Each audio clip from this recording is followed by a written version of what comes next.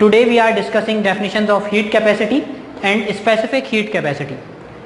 Heat capacity की definition ये है कि हम किसी भी सब्सटेंस को कितनी हीट प्रोवाइड करें कि उसका टेम्परेचर 1 डिग्री सेंटीग्रेड बढ़ जाए। अगर मेरे पास कोई भी मटेरियल है और मैं उसे हीट सप्लाई कर रहा हूँ और हीट सप्लाई करने के बाद उसका टेम्परेचर कितना बढ़ जाए 1 डिग्री सेंटीग्रेड, तो वो अमाउंट ऑफ हीट क्या कहलाएगी? Heat capacity. The amount of heat required to increase temperature of a substance through 1 degree centigrade. 1 degree centigrade temperature बढ़ाना है, जो हीट प्रोवाइड करूंगा उस हीट को क्या नाम दे दूंगा? Heat capacity. मिसाल के तौर पे डेल्टा क्यू वो अमाउंट ऑफ हीट है जो कि मैं किसी मटेरियल को प्रोवाइड कर रहा हूँ। एक मटेरियल है मेरे पास जिसे मैंने डेल्टा क्यू अमाउंट की हीट प्रोवाइड की और उसका टेम्परेचर बढ़ गया डेल्टा टी। जब भी मैं किसी चीज को हीट सप्लाई करूंगा तो ये बहुत कॉमन फिनोमिना है कि उस मटेरियल का, उस सब्सटेंस का टेम्परेचर बढ़ेगा। Delta Q amount of heat है, डेल्टा टी टेम्परेचर है। अगर मैं इसका रेशो कैलकुलेट कर लूं कि कितनी हीट प्रोवाइड करने पे कितना टेम्परेचर बढ़ रहा है, तो ये मेरे पास हीट कैपेसिटी कैलकुलेट करने का फॉर्मूला है। यानी कि मैथमेटिकली मैं इस तरीके से डिफाइन कर रहा हूं कि जो रेशो है हीट सप्लाई करने का to the temperature of the substance increase, उस रेशो को मैंने नाम दे दिया है हीट कैपेसिटी का। अब हीट जो है डेल्टा क्यू, उसका यूनिट हमेशा क्या होगा? जूल। और टेम्परेचर मेरी मर्जी है कि मैं केल्विन में मेजर कर रहा हूं या सेंटीग्रेड में या सेल्सियस में। तो यूनिट्स मेरे पास हीट कैपेसिटी के क्या हो जाएंगे? जूल पर केल्विन और जूल पर degree centigrade. Next is specific heat capacity. अब जो मैं हीट सप्लाई कर रहा हूं, उस हीट सप्लाई करने से जो टेम्परेचर बढ़ रहा है 1 डिग्री सेंटीग्रेड, लेकिन मैंने ये बात अज्यूम की हुई है कि मेरे पास जो मास है उस सब्सटेंस का वो लाजमी कितना है? यूनिट मास, यानी कि 1 किलोग्राम है या 1 ग्राम है। इस केस में कि जब मेरे पास सब्सटेंस का मास या तो 1 किलोग्राम है या 1 ग्राम है, 1 यूनिट है, इस केस में जो मैं हीट सप्लाई कर रहा हूं 1 डिग्री सेंटीग्रेड टेम्परेचर को बढ़ाने के लिए, उसको मैंने क्या नाम दे दिया है? Specific heat capacity.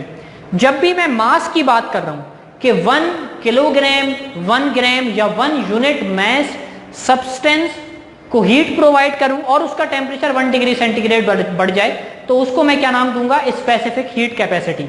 Heat capacity में मैंने मास का कोई जिक्र नहीं किया, मास की मैं बात नहीं कर रहा, बट स्पेसिफिक हीट कैपेसिटी में मैं मास की बात करने में इंटरेस्टेड हूं, मैं मास का जिक्र जरूर कर रहा हूं। सेम उसी तरीके से delta Q amount of heat मैंने बढ़ाई और जो मास है वो यूनिट मास है और टेम्परेचर कितना बढ़ गया?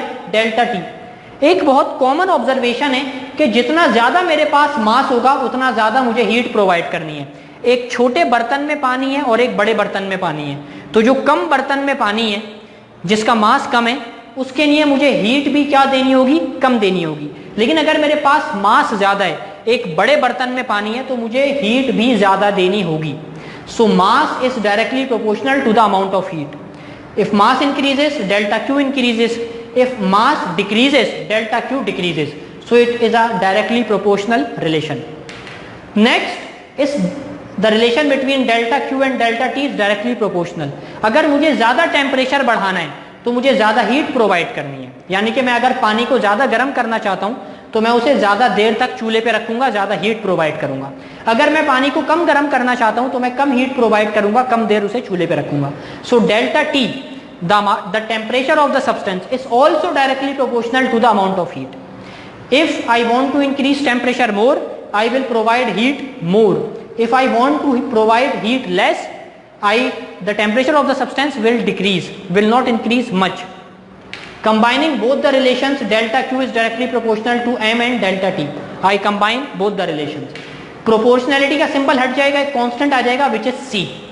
This C is called specific heat capacity.